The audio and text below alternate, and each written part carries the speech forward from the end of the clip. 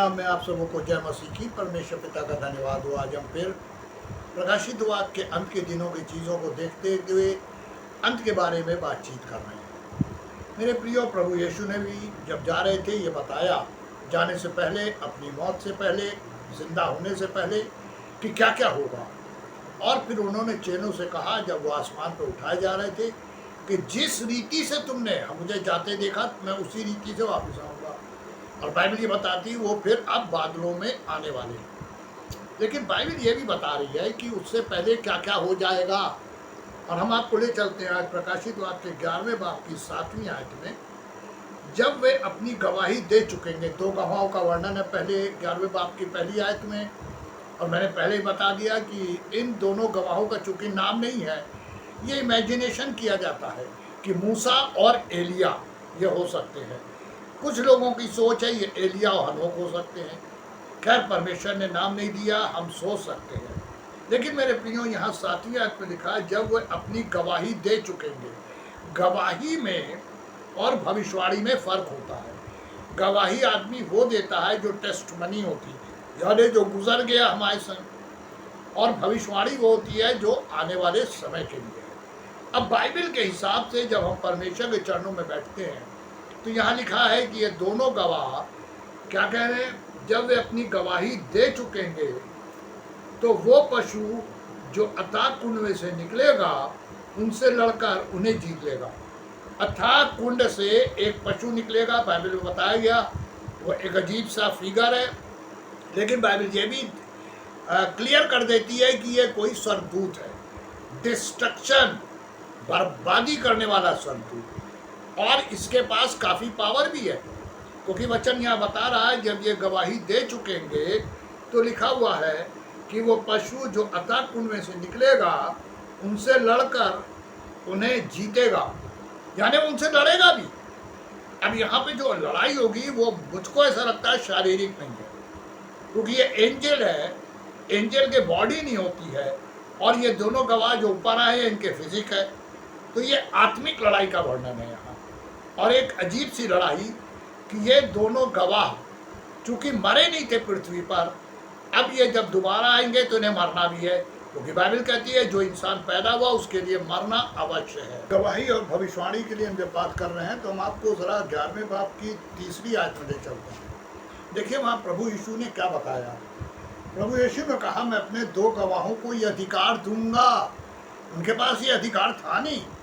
परमेश्वर का वचन बता रहा है कि प्रभु यीशु कह रहे हैं मैं अपने 2 गवाहों को ये अधिकार दूंगा कि टाट ओढ़े हुए, यानी जो भविष्यवाणी है भयानक है, और टाट हमेशा एक चिन्ह होता है मातम मनाने का।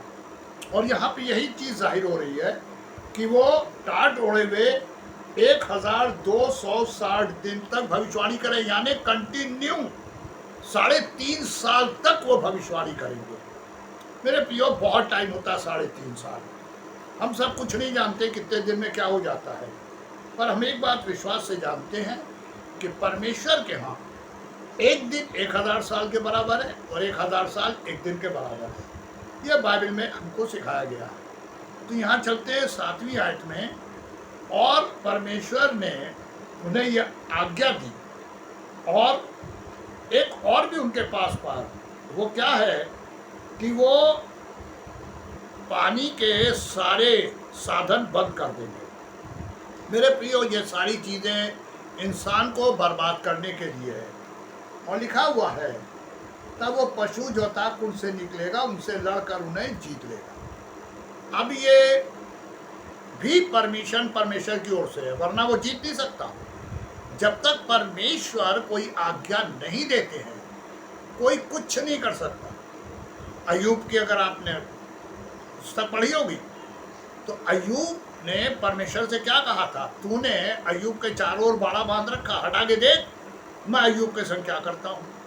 यानी शैतान को वो दिख रहा था अय्यूब के चारों ओर क्या है।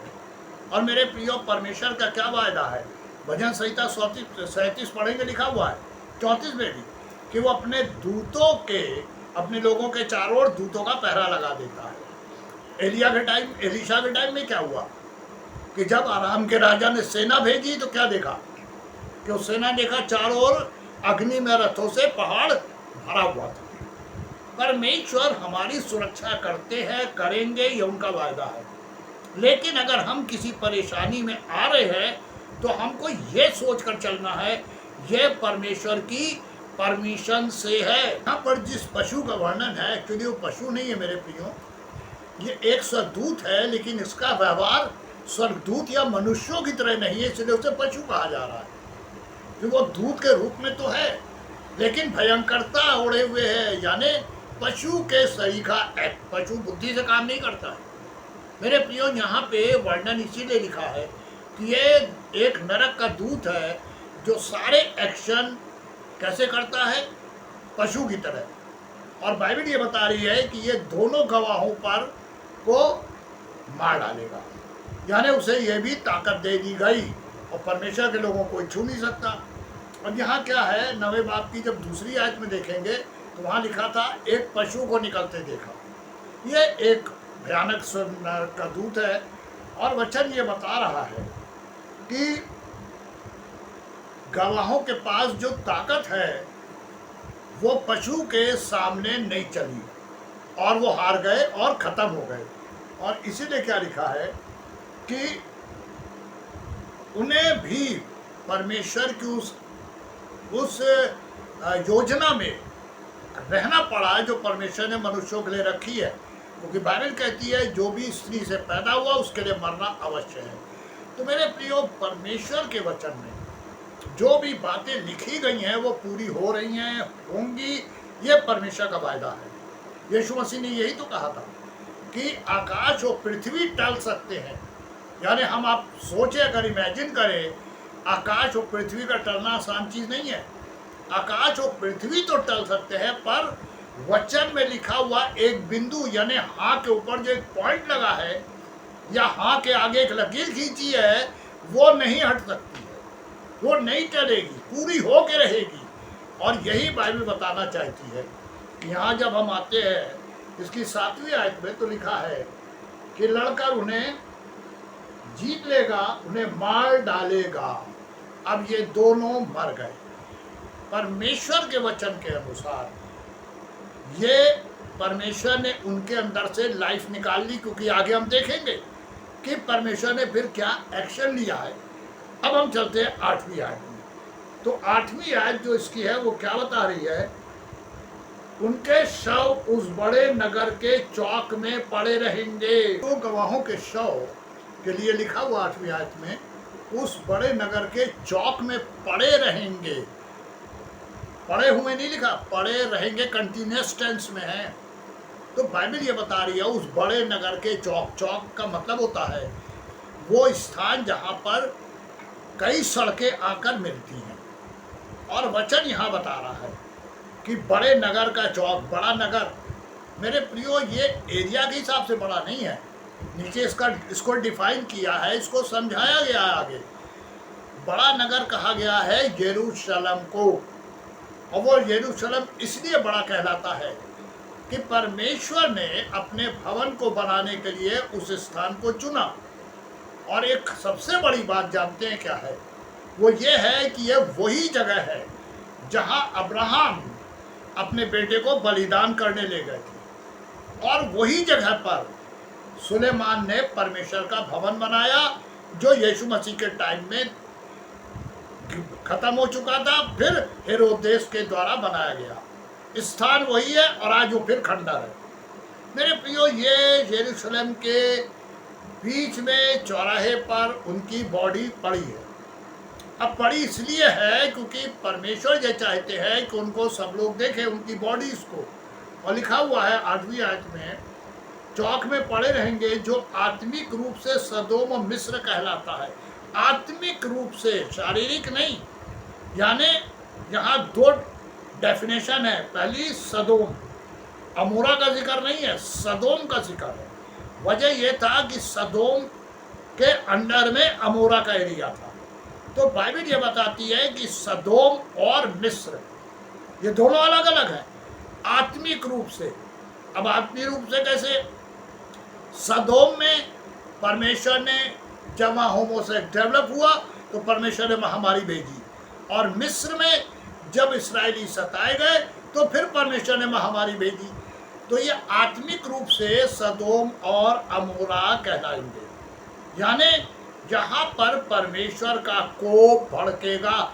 यरूशलेम पर परमेश्वर का कोप है और होगा भी आगे, जब वहाँ पे सब कुछ परमेश्वर ने करके दिखाया, लेकिन वहाँ के लोगों ने ना प्रभु को स्वीकारा ना परमेश्वर की शक्तियों को।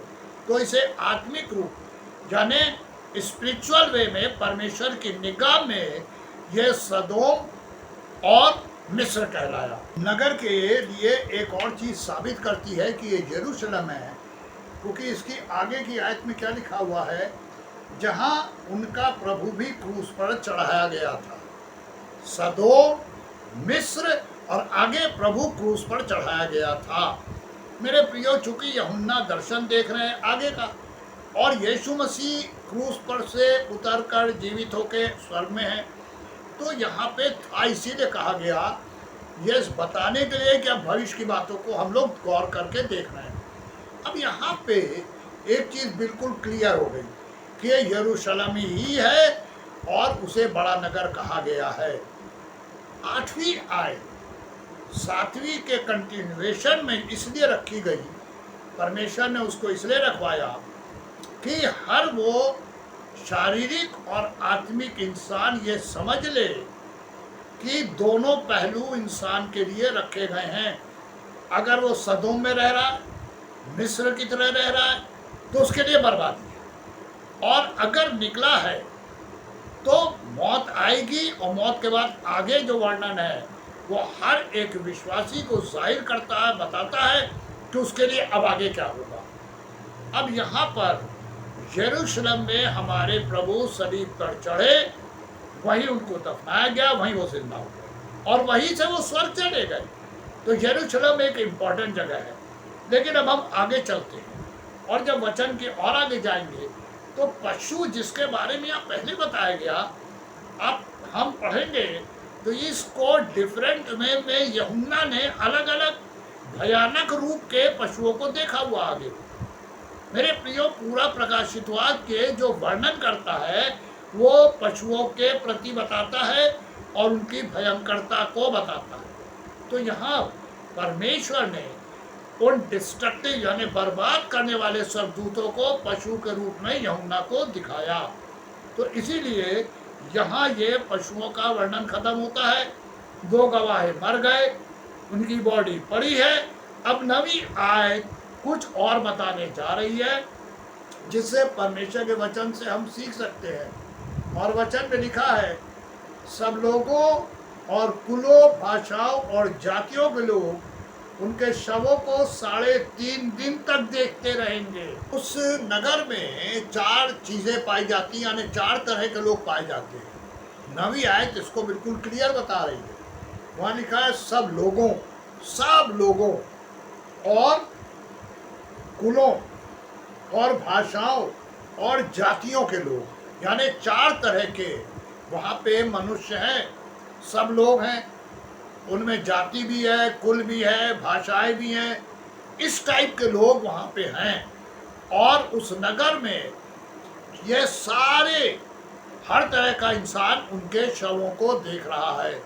और मेरे प्रियो, बाइबल ये बताना चाहती है कि क्योंकि यरूशलेम में जब ये सब होगा तो वहाँ हर तरह के लोग आए हुए भी हो सकते हैं। ये वहाँ के ही लोग होंगे, ये कोई ज़रूरी नहीं है, क्योंकि वहाँ की एक लैंग्वेज होती है 2, पर यहाँ लिखा है सब लोगों, कुल, भाषा, जाति, सारा सब कुछ का वर्णन है। तो आने वाले दिनों में क्या होगा कोई नहीं जानता है, पर जहाँ तक बाइबल का वर्णन है वो ये बता रही है कि इस स्थान में सब तरह की चीज़ें हैं, सारे तरह के लोग हैं। और उनका एक्शन क्या है, वो 3.5 दिन तक इनके शवों को देखेंगे। 3.5 साल भविष्यवाणी और 3.5 दिन तक बॉडी पड़ी रहेगी। दोनों का तालमेल अलग ही नहीं है। अब अगली बार इसको बताएंगे आपको कि ये 3.5 साल और 3.5 दिन क्या है। मेरे प्रियो, ये लोग देखेंगे। और आगे क्या लिखा है, और उन्हें कब्र में रखने नहीं देंगे। कब्र में रखने नहीं देंगे, लोग दफनाने मांगेंगे, नहीं रखने देंगे। कौन? यही जाति, कुल, भाषा और 4 तरह के लोग। मेरे प्रियो, परमेश्वर का वचन यरूशलेम के उस समय की सिचुएशन को बता रहा है जब ये होगा। परमेश्वर करे हम भी चौकन्ना हो जाए, क्योंकि ये भयंकरता हमारे सामने ना आने पाए और हम परीक्षाओं में ना पड़े। परमेश्वर हमें तैयार करे और वचन के द्वारा आपको आशीष दे। परमेश्वर का अनुग्रह आप पे बना रहे। आमीन।